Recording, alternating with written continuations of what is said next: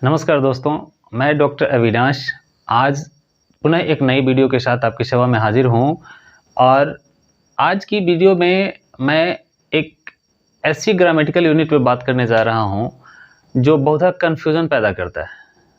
ये actually degree से related एक सवाल है और ये सवाल ये है कि जब डिग्री में कंपैरेटिव डिग्री में जब हम कंपैरिजन करते हैं किसी के साथ, तुलना जब दो के बीच में होती है तो उस स्थिति में देन के बाद नॉमिनेटिव केस का प्रयोग होगा या ऑब्जेक्टिव केस का। जैसे he is better than I होगा या मी होगा। कुछ लोगों को यह कंफ्यूजन है।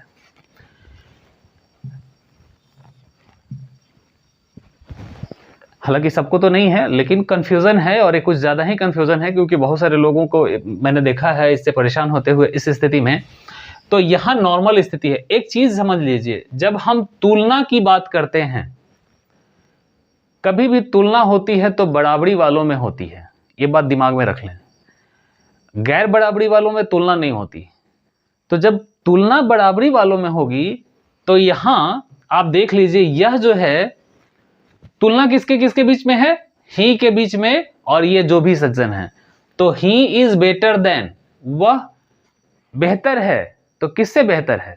तो ऑब्वियस है कि ये जो सब्जेक्ट है, सब्जेक्ट नॉमिनेटिव केस में है। ही जो है नॉमिनेटिव केस है, यह नॉमिनेटिव यानी कर्ता कारक। इसका जो ऑब्जेक्टिव केस होता है वह हो जाता है हिम। ऑब्वियस है कि ये नॉमिनेटिव केस में है, तो तुलना किससे होगी? किसी नॉमिनेटिव केस वाले से ही होगी। तुलना किससे होगी? किसी नॉमिनेटिव केस वाले से ही होगी। और आई जो है वह नॉमिनेटिव केस है, मी जो है वह ऑब्जेक्टिव केस है। तो ऑब्वियस है कि इस स्थिति में यहां पे मी का प्रयोग ना होकर के आई का ही प्रयोग होगा। यहां पे he is better than I का ही प्रयोग होगा, यानी नॉमिनेटिव केस होगा। मैं ये नहीं कह रहा कि अंत में आप कहीं भी देख लीजिए तो आपको नॉमिनेटिव केस ही दिखाई दे, ऐसा भी नहीं होना चाहिए। आप कंसेप्ट समझिए। ऐसी भी स्थिति हो सकती है कि यहां पे तुलना दो ऑब्जेक्ट के बीच में हो। अगर तुलना दो ऑब्जेक्ट के बीच में होगी तो ऑब्जेक्टिव केस का प्रयोग होगा। यहां चूंकि तुलना नॉमिनेटिव केस के बीच में है, एक सब्जेक्ट के बीच, सब्जेक्ट के साथ हो रही है, इसलिए यहां आई का प्रयोग किया गया।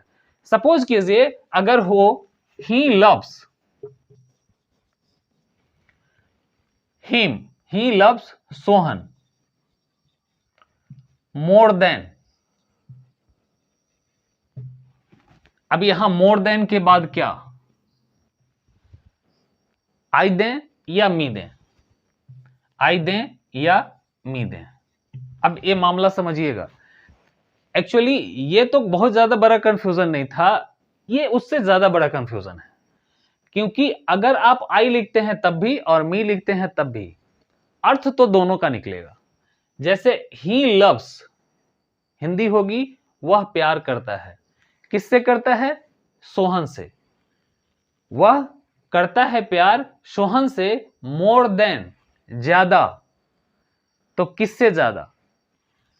अगर मैं आई कहूं तो यहां देख लीजिए, अगर ये आई कहा जाए यानी नॉमिनेटिव केस कहा जाए, तो नॉमिनेटिव केस आप समझ लीजिए कि जैसा कि मैंने पहले ही कहा कि तुलना जो होती है वो दो बराबरी वाले लोगों के बीच में होती है। यानी ये और ये दोनों मिलकर के इससे प्यार करते हैं, और यह जो प्यार है ये इन दोनों के बीच में तुलना हो रही है कि ही लव्स सोहन, यह प्यार करता है सोहन से। किससे ज्यादा?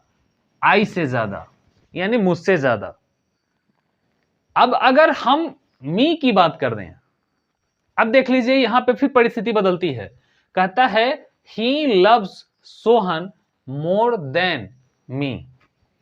तो अगर हम मी की बात कर दें, यानी ये ऑब्जेक्ट है, तो ऑब्वियस है कि आप यहां देख रहे हैं ये सब्जेक्ट है, वर्ब है, ऑब्जेक्ट है, सब्जेक्ट है, वर्ब है, ऑब्जेक्ट है। तो ये अगर नॉमिनेटिव केस में जाएगा, ठीक है, ऑब्वियस है कि अगर ये ऑब्जेक्टिव केस में जाएगा तो ये ऑब्जेक्ट हो गया, नॉमिनेटिव केस में जाएगा तो ये भी सब्जेक्ट के रूप में ही काम कर रहा है, नॉमिनेटिव केस है। तो अगर ऑब्जेक्ट के रूप में काम कर रहा है तो ये ऑब्जेक्ट, ए ऑब्जेक्ट। अब यहां देखिए, ही लव्स, वह प्यार करता है सोहन को, तो वह सोहन को प्यार करता है मोर देन, किससे ज्यादा, मी।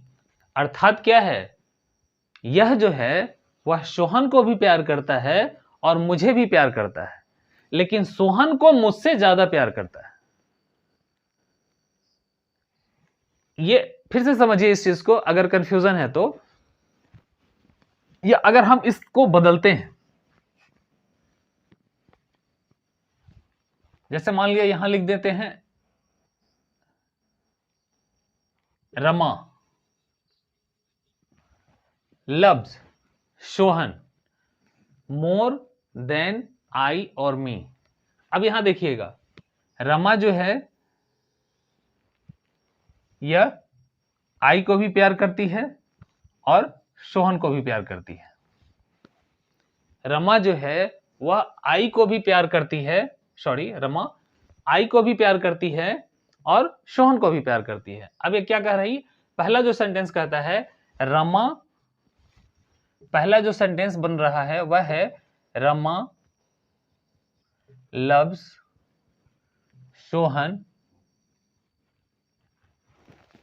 मोर देन आई, और दूसरा जो सेंटेंस बन रहा है वह है Rama loves Sohan more than me. अब जब नॉमिनेटिव केस की बात होगी तो यह सब्जेक्ट की बात होगी, यानी इसके और इसके बीच में हो जाएगी बात, और अगर ऑब्जेक्टिव केस की बात होगी यानी ऑब्जेक्ट की बात होगी तो मामला इन दोनों के बीच में हो निपटेगा। तो पहला का सेंटेंस कहता है कि रमा लव्स सोहन, रमा सोहन को प्यार करती है मोर देन, मतलब ज्यादा, किससे, मुझसे, यानी मैं जितना प्यार करता हूं सोहन को उससे कहीं ज्यादा रमा सोहन से प्यार करती है। तो ये नॉमिनेटिव केस का असर है। अब ऑब्जेक्टिव केस का असर देख लीजिए, Rama loves Sohan more than मी। यहां पे आप देखिए रमा भी प्यार कर रही है, आई भी प्यार कर रहा है, और ये दोनों में कंपटीशन है कि कौन ज्यादा। और यहां पे क्या है, Rama loves Sohan more than मी, इसमें रमा जो है वह सोहन और मी दोनों को प्यार कर रही है। इसमें क्या है कि रमा जो है वह सोहन से ज्यादा प्यार कर रही है और मी से कम। Rama love Sohan more than me, यानी सोहन से ज्यादा प्यार कर रही है और मुझसे कम प्यार कर रही है।